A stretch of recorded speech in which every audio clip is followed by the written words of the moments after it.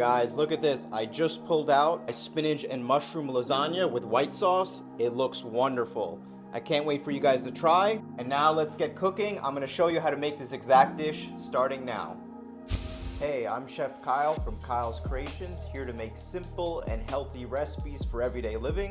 If you're new here and you love to get cooking, click that subscribe button and ding my notification bell to get my latest recipes. First part of this mushroom lasagna recipe starts with our pasta dough. Of course, you can buy your own pasta dough to save some time, but I find it more affordable to make your own dough because you can control the ingredients in there, and also you can buy in bulk so you can make pasta for a while. I'm gonna start with 00 flour. This is a soft wheat flour, perfect for pasta making and also for pizza. I'm gonna take my 00 flour and we're just gonna dust it and create a mound. This is roughly 1 cup of flour. As you see here, I have 3 eggs. So this is not exactly 3 eggs, it's exactly half a cup of eggs. I use 3 yolks, it's gonna keep it nice and shiny. I'm gonna take my hand, form a beak like this, and that's gonna go right in the center of this mound. Now we're gonna add our eggs to the center, and now we're gonna begin beating the eggs. So I just usually like to just crack the yolks and then start whisking. It's gonna be very much like loose pancake batter. I'm gonna start incorporating flour from the inside wall of this flour mound we have here until it becomes a thick pancake-like consistency. We're just gonna cut in some more flour. Get everything to the center.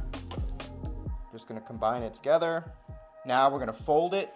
So I'm gonna teach you the technique. You're basically just gonna fold this front part onto itself and press down with your palm of your hand. It feels like it's a little bit wet. I have a little bit of extra flour here, and if it feels like it's a little bit dry, just wet your fingers and use your wet fingers to reshape the dough. We're gonna knead the dough for about 2 to 3 minutes until the shaggy mass becomes smooth with a little bit of texture to it. A little indentation, it comes back. So we've worked the dough to create gluten, which is gonna help create structure. And also you can do that by letting it rest. So that's the second part right now. Okay, it's a perfect ball right now. So we're just gonna fold this like a present. I don't wanna pinch the dough, but the dough is also gonna expand because of the gases inside. So we're just gonna wrap it loosely and evenly all around. Now we're gonna chill this overnight. Of course, if you don't have the time to wait, you can always just let it chill for at least, of course, you can always buy pre-made lasagna sheets. If you consider that option, I would suggest getting the Barilla oven-baked pasta sheets and then just soak them in water. So we're gonna roll this out into sheets, and then afterwards we're gonna parboil them for 10 seconds. Throw a little bit of flour my dough. Okay, you just want to flatten it out with your fingers. Some indirect pressure to roll it out. So my hands are here, and then we're just going to roll it forward and then back. So I want it more of a rectangle to fit my pasta machine. I went on the large setting. Now we're going to go incrementally down. Now we're going to stretch the dough on the widest setting. So this is the length of the container I'm baking it for. So this is a good amount for about 2 to 4 people. If you want to make it larger, be more than welcome to double the amount of pasta dough. So we're just going to cut that out. Next, we're going to boil the pasta. Before this dries out, we're going to add some salt for boiling water. Okay, add the sheets of pasta dough. It's going to go in for 10 seconds. So by parboiling my pasta sheets, it's going to make sure that it absorbs some of the salt, flavor, and also the water here, so it doesn't absorb the liquid and dry out the lasagna when I cook it. And while we have the water boiling, spinach is going in.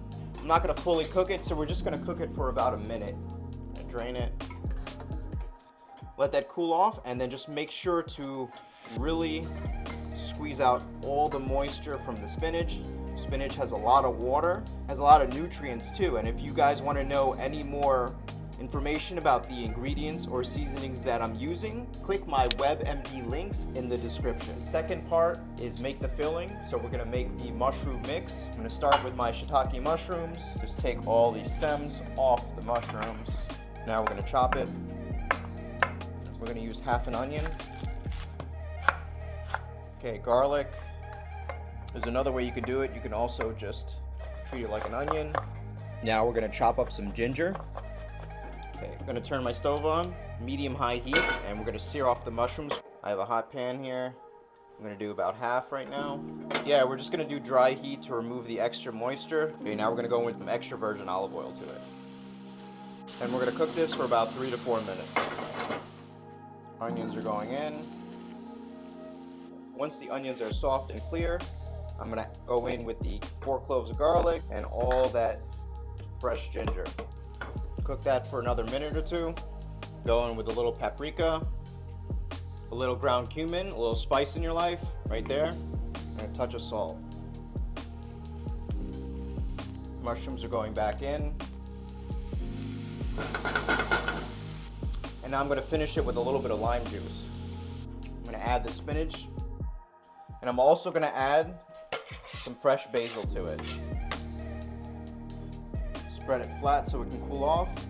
Third part, we're gonna make the white sauce or bechamel. Now we're gonna steep the milk with the mushroom stems. Gonna add some bay leaves and the mushroom stems. Just gonna let that cook, bring it up to a simmer. Drain the mushrooms.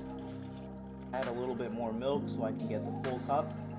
So now for a bechamel, it's always equal parts flour to butter, and that's gonna make a thick paste called a roux. So butter is going on first on low heat. Just get it melted. We're gonna add our equal parts flour. Gonna dust it in there and stir. Now the fun part, we're gonna cook out the flour. Okay, we're gonna add a little bit of milk at a time. All right, I'm gonna cook this down until it becomes thick. I'm gonna go in with a pinch of salt, a pinch of nutmeg. Nutmeg is gonna add a wonderful warming spice to this, and we're just gonna thicken that. Now it's a perfect consistency. And for added flavor, a little bit of Pecorino Romano is going in. There we go, perfect.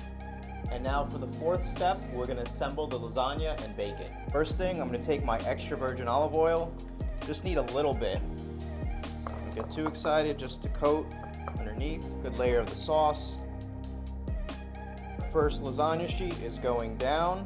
Now more bechamel. Now I'm gonna add my mushroom mix. Now we're gonna go with a little goat cheese. I'm just using a knife to scrape off chunks of it.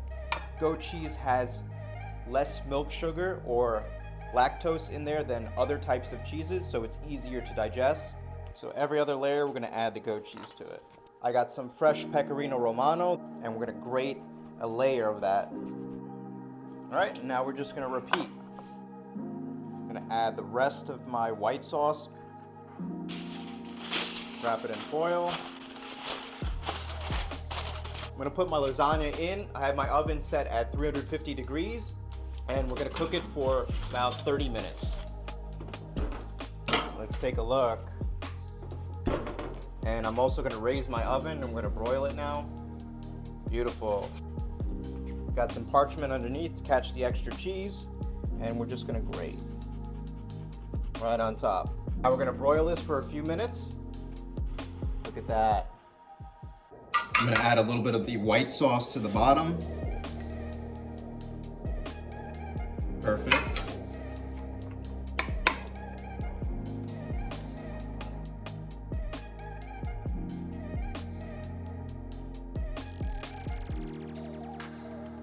Little sprig of basil.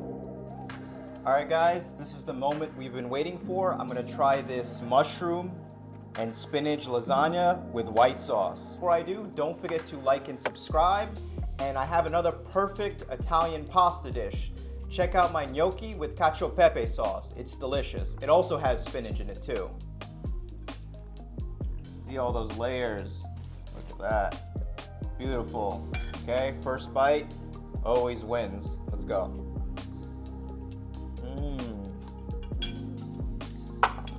Wow, guys.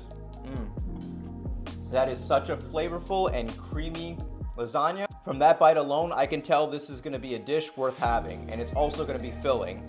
It's beautiful, it's smooth, there's wonderful flavors. I can taste the mushroom, some of the spinach, even a little bit of that cumin actually helps to balance out all the other ingredients I have here. wonderfully layered together with some fresh herbs, some fresh pasta, and fresh basil. You can't beat homemade pasta, especially this dish. So, stay tuned for my next episode and take care.